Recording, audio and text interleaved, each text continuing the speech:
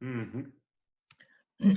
Bon, à Casares, on a eu une énorme réponse de toutes les administrations, mais moi, je vais me centrer sur les mesures qu'on a prises en tant que mairie. Et surtout, ce qu'il faut souligner, c'est les travaux en commun qu'on a fait avec les citoyens, surtout avec la création des réseaux de solidarité que depuis les jours 1, et avec les réseaux Redcore, on a commencé à travailler. Aujourd'hui, il y a plus de 1000 volontaires qui travaillent. Ça a été organisé et par des gens qui avaient une énorme expérience de travail en coopération en Amérique latine, en Afrique. Et ce qu'ils ont dit, c'est que de la même façon qu'ils ont fait ça, ils auraient pu, ces réseaux de solidarité, ils auraient pu monter un hôpital de campagne dans n'importe quelle guerre, parce que vraiment, c'était des gens qui avaient une énorme expérience, qui ont bien travaillé et qui savaient quoi faire et comment faire les choses. Grâce à ça, et on a pu avoir une assistance, une solidarité et avec, sans oublier à aucun citoyen. On a non seulement on a pu les faire arriver à ceux qui avaient ces besoins de la nourriture et des biens essentiels, mais aussi on a eu des volontaires qui, par exemple, ils travaillaient, ils donnaient des conversations à des gens âgés qu'ils avaient besoin. Et on a fait des réseaux pour l'éducation. On a eu des livres et des ordinateurs qui ont été répartis. Donc, ça, c'est très émouvant comment ça a été organisé. Depuis les premiers jours, on a travaillé avec toutes les populations qui étaient très affectées et qui étaient des groupes de populations à risque par rapport aux questions que vous m'avez fait parvenir. Par exemple, juste pour souligner un cas, on a eu même des hôtels et des appartements touristiques qui ont été cédés pour les victimes des violences des genres pendant ces pandémies, parce qu'on savait que c'était des populations qui étaient à risque, et plus là parce que vraiment on ne pouvait pas sortir de chez nous. Donc ça c'est très émouvant comment les gens, comment les entrepreneurs de la ville, comment les citoyens de la ville, comment les associations, ils se sont mobilisés pour arriver à vraiment et tout le monde et toutes les situations des risques. Après, ben, la ville, qu'est-ce qu'on a fait? Ben, il y avait mille choses à faire, hein, parce que vraiment, c'était fermer une ville.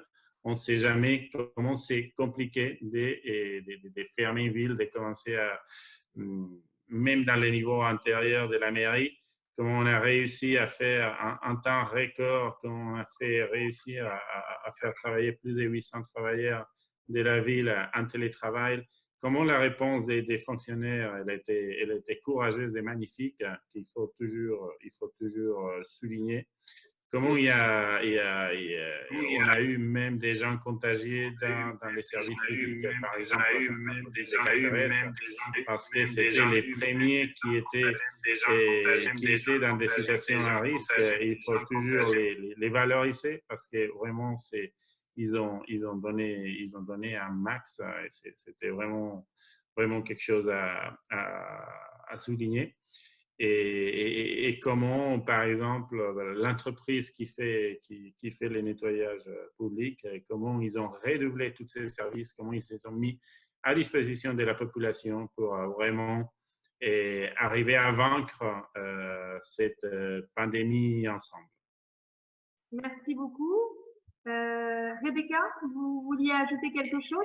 Je pense qu'une chose qui a été très bien faite depuis la mairie, c'est que le maire et son équipe a été tout le temps, disons, à côté de la population.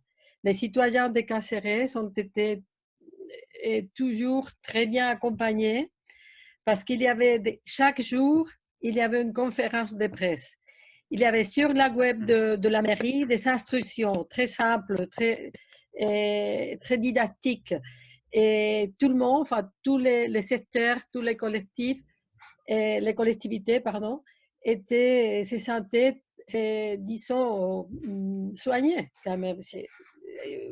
C'était, ils, je vois les gens ici, ils se sentaient bien avec, avec avec le gouvernement de sa ville. Et pour Cáceres, c'est difficile parce que, bon, tu le connais, Hélène, et le printemps et avril spécialement, c'est un mois où il y a plus de trucs dans la ville. Il y a la Vierge qui descend, il y a le patron qui c'est San Jorge, Saint Georges, il y a aussi la Semaine Sainte, il y a beaucoup d'événements. Tous les événements sont suspendus. Et la mairie a fait qu'on a pu les suivre via streaming. Donc, tout a été un peu chaleureux et les gens, je pense que se sont sentis bien avec son maire, avec les maires. Pardon, parce que mon français, c'est un peu rouillé. Et je ne sais pas si on me comprend. Et c'était seulement dire ça. Et aussi que les chiffres, ils ne sont pas équivalents parce qu'ils sont relatifs. Il faut mettre toujours les chiffres par rapport à la population et par rapport avec beaucoup d'autres données. Et on ne peut pas parler avec des chiffres tout nus parce que avec les chiffres tout nus, la réalité, c'est pas exactement, disons, elle est un peu déformée. Je ne sais pas si je m'explique et si on m'entend. Oui, très bonne transition, Rebecca, avec justement le système de comptage.